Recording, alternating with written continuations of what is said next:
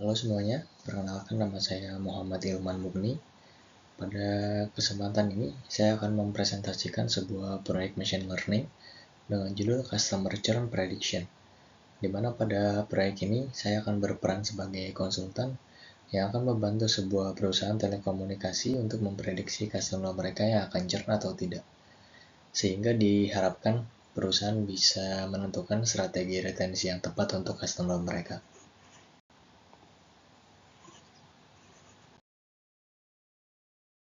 Berikut merupakan outline presentasi kali ini. Jadi dimulai dari business problem understanding, yaitu di sini kita akan memahami apa itu perusahaan NextWave, kemudian apa masalah yang sedang dihadapi oleh perusahaan ini, kemudian bagaimana cara mengatasi masalah tersebut, kemudian data understanding dan EDA. Jadi bagaimana kita bisa mengetahui seperti apa karakteristik dataset ini, kemudian data cleaning, permodelan machine learning, hingga seperti apa key insight yang bisa didapat dan rekomendasi bisnis apa yang nantinya bisa diterapkan oleh perusahaan telekomunikasi ini. Kita masuk ke yang pertama, yaitu business problem understanding. Jadi NextWave Telco ini adalah perusahaan penyedia layanan telekomunikasi yang menawarkan layanan seperti internet, wifi, dan telepon. Jadi perusahaan ini model bisnisnya sangat bergantung pada biaya langganan bulanan yang konsisten dari para pelanggannya. Kemudian ada satu fakta bisnis yang menarik. Jadi mengakuisisi pelanggan baru ini bisa menelan biaya 5 hingga 25 kali lebih besar dibandingkan mempertahankan pelanggan yang sudah ada. Artinya kalau kita kehilangan pelanggan atau yang kita sebut dengan churn, ini bukan hanya masalah pelanggan berkurang, tapi merupakan kerugian finansial yang sangat signifikan. Nah, NextWave ini saat ini memiliki masalah, yaitu tidak memiliki kemampuan untuk mengidentifikasi pelanggan mana yang berpotensi churn sebelum mereka benar-benar pergi. Sehingga akibatnya, tim retensi tidak bisa mengambil tindakan proaktif yang tepat waktu. Kemudian saya menemukan solusi bahwa membuat sebuah model machine learning yang dimana model ini mampu memprediksi churn pelanggan secara akurat, sehingga tim retensi dapat mengintervensi lebih awal, kemudian memprioritaskan pelanggan berisiko tinggi, dan pada akhirnya yaitu mengurangi revenue loss. Kemudian pendekatan analitik yang digunakan adalah binary classification. Model akan memprediksi apakah seorang pelanggan akan churn atau tidak. Kemudian stakeholder utama dari proyek ini adalah senior management dan tim retensi dari NextWave Telco. Jadi sebelum kita membangun model, kita perlu menetapkan metrik evaluasi yang tepat. Di sini saya menggunakan confusion metric sebagai kerangka evaluasinya. Jadi ada dua jenis kesalahan prediksi yang harus kita pahami dari perspektif bisnis. Yang pertama adalah false positive, yaitu model memprediksi pelanggan yang akan churn, padahal kenyataannya mereka tidak. Jadi konsekuensinya adalah biaya retensi yang tidak perlu, seperti memberikan voucher atau diskon kepada pelanggan yang sebenarnya tidak churn. Kemudian yang kedua, dan ini secara bisnis jauh lebih mahal, yaitu false negative. Jadi model gagal mendeteksi pelanggan yang sebenarnya akan churn. Jadi ketika ini terjadi, kita akan kehilangan pelanggan tersebut sepenuhnya dan harus mengeluarkan biaya akuisisi yang mahal untuk mendapatkan pelanggan baru sebagai penggantinya. Jadi oleh karena itu, metrik utama yang akan digunakan di sini adalah have to score yang memberikan penekanan lebih besar kepada recall dibandingkan precision, sehingga model lebih sensitif dalam mendeteksi pelanggan yang berpotensi churn.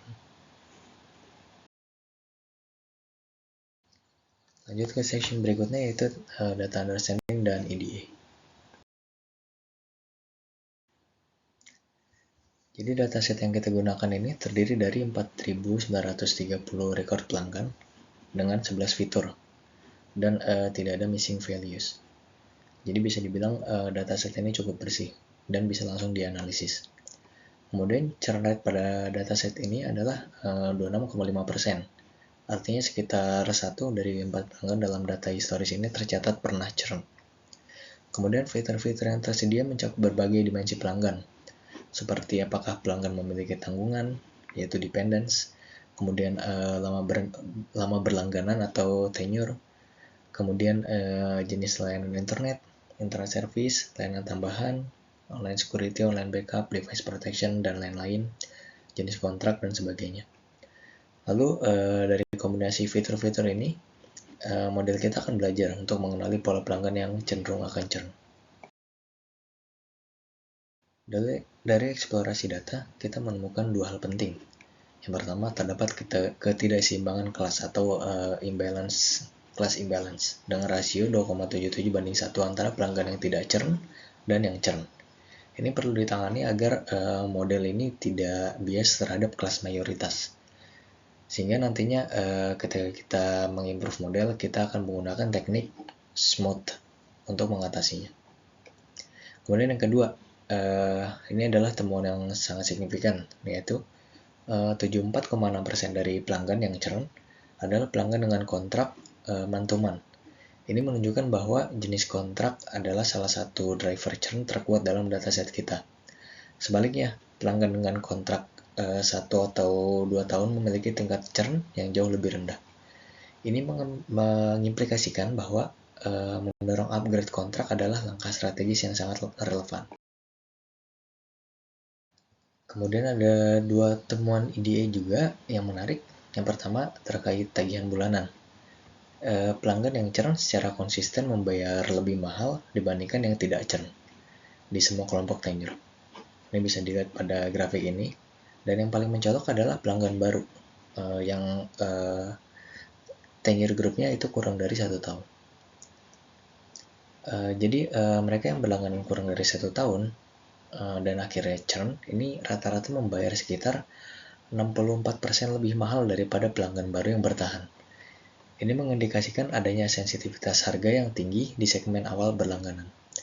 Kemudian yang kedua, terkait jenis layanan internet, bahwa pelanggan yang menggunakan fiber optik menunjukkan tingkat churn yang lebih tinggi dibandingkan pengguna DSL. Ini kemungkinan besar terkait dengan persepsi harga yang kurang kompetitif. Jadi ini adalah sesuatu yang perlu dievaluasi juga secara lebih lanjut oleh tim bisnis. Kemudian lanjut ke data cleaning dan preparation.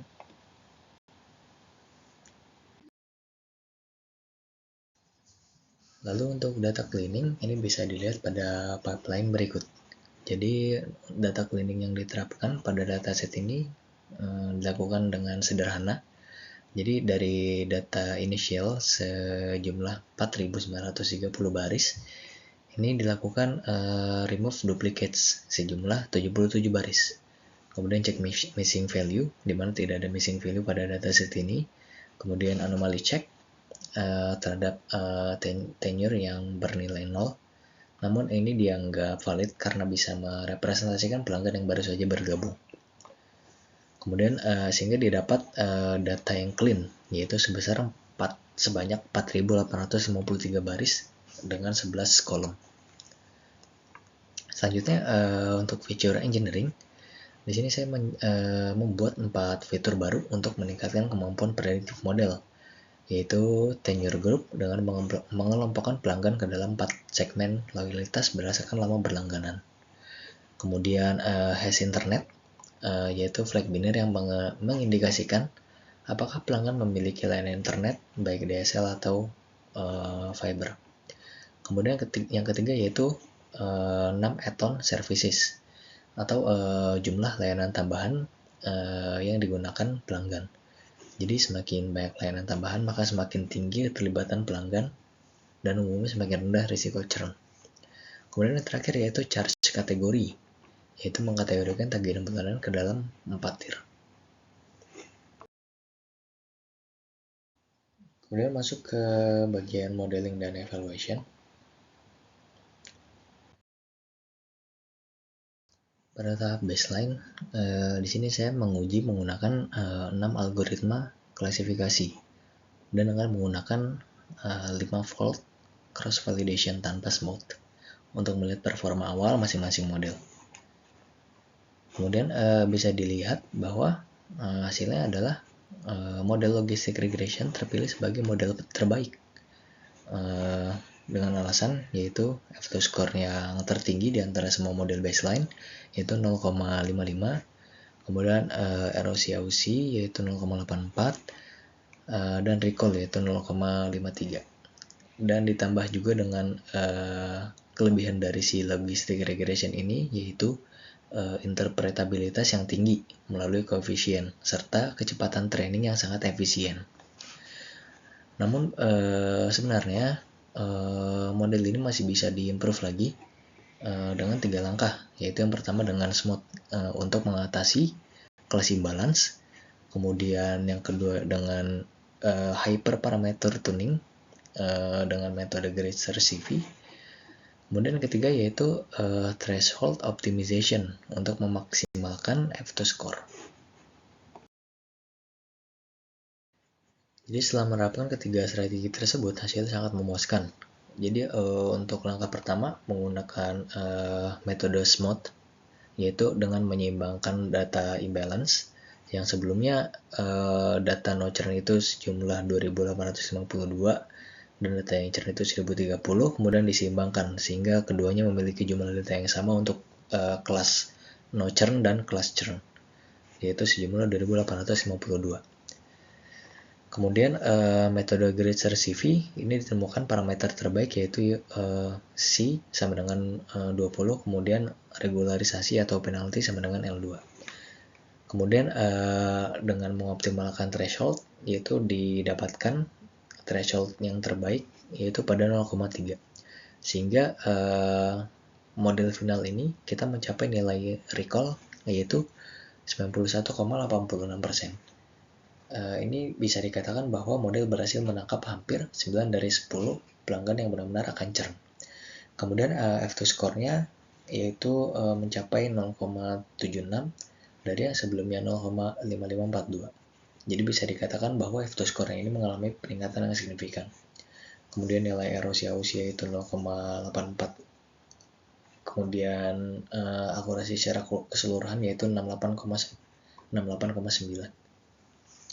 Dan perlu dicatat juga bahwa threshold 0,3 agresif ini precision kita berada di 45,75. Artinya ada trade off, yaitu akan jadi lebih banyak false positif. Namun ini adalah keputusan bisnis yang tepat mengingat bahwa pada dataset ini biaya kehilangan pelanggan itu jauh lebih tinggi daripada biaya retention yang tidak perlu. Seperti yang sudah saya mention juga sebelumnya bahwa model logistic regression ini adalah model yang interpretable.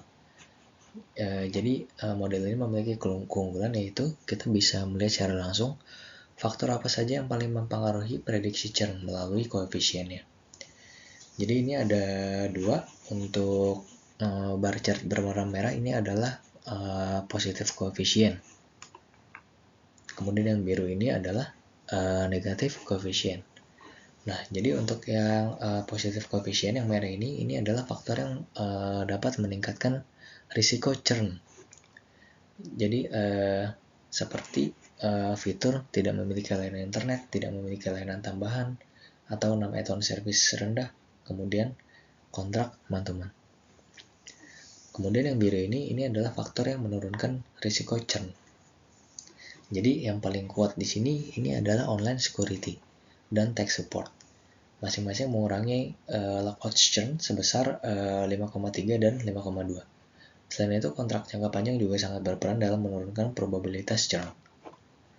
Insight ini akan sangat berharga bagi tim bisnis karena memberikan arahan yang jelas tentang layanan mana yang harus dipromosikan untuk memaksimalkan retensi pelanggan. Kemudian lanjut ke section business impact.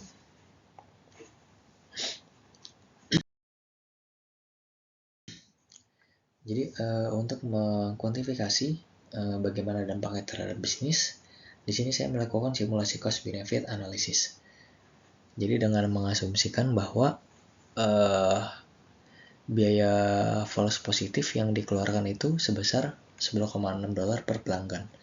Jadi biaya false positif ini adalah biaya rata-rata retention offer seperti voucher atau diskon.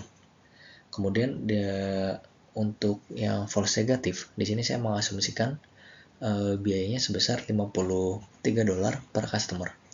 Jadi biaya ini merepresentasikan biaya akuisisi pelanggan yang dikeluarkan untuk menggantikan pelanggan yang hilang.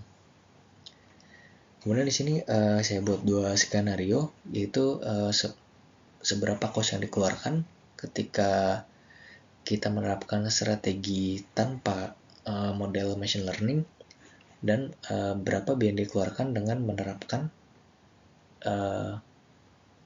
model machine learning yang tepat. Jadi untuk skenario tanpa model machine learning, jika kita punya model dan terpaksa memperlakukan semua 713 pelanggan sebagai berpotensi churn dan memberikan retention offer ke semuanya, maka biaya totalnya adalah sebesar $7.500. Lalu skenario dengan model machine learning, jadi model kita berhasil mengidentifikasi secara tepat pelanggan mana yang benar-benar berisiko. Hasilnya adalah sebesar 237 pelanggan berhasil diintervensi dengan tepat. Kemudian 21 pelanggan terlewat atau false negatif, dan 278 pelanggan mendapat retention offer yang tidak perlu atau false positif. Setelah dihitung, total biaya yang dikeluarkan itu hanya sebesar $4.000. Jadi artinya di sini terdapat penghematan biaya sebesar sekitar $3.000 atau hampir 40% per siklus tes. Jadi dengan skala pelanggan penuh next wave, angka ini bisa bernilai puluhan hingga ratusan juta rupiah per tahun.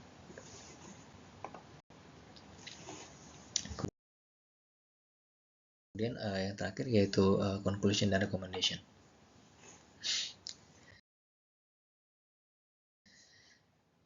Jadi yang pertama dari sisi dataset, jadi dataset ini untuk yang bersihnya setelah dilakukan data cleaning berjumlah sebesar 4.853 record pelanggan, di mana terdapat 11 fitur yang representatif. Kemudian dari data ini kita berhasil menangani ketidakseimbangan kelas dengan smooth. Kemudian yang kedua yaitu kitchen driver.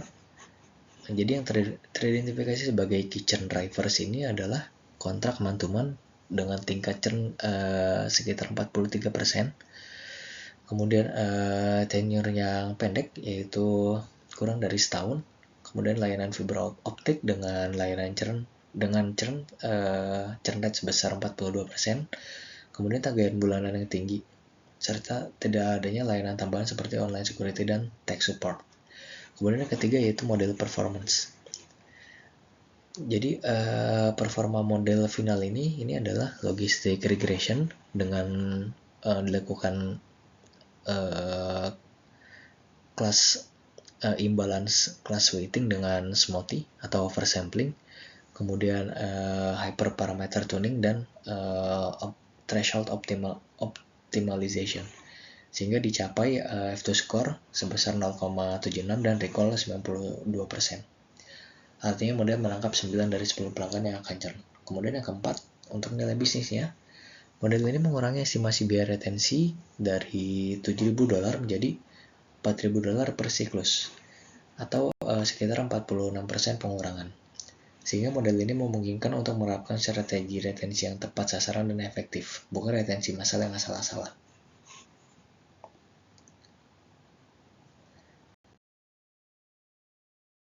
Jadi berdasarkan hasil analisis, saya merekomendasikan 6 langkah strategis yang dibagi berdasarkan prioritas.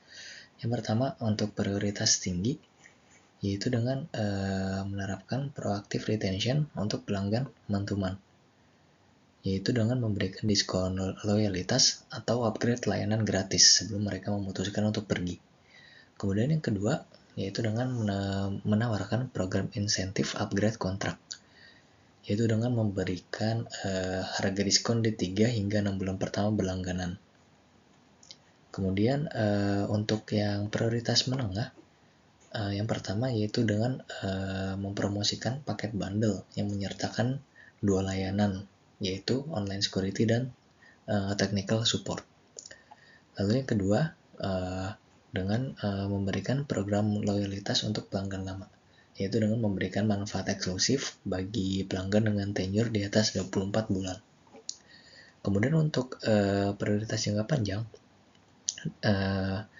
strateginya yaitu dengan mereview harga fiber optik, yaitu dengan mengaudit harga yang kompetitif dan melakukan strategi tiered pricing.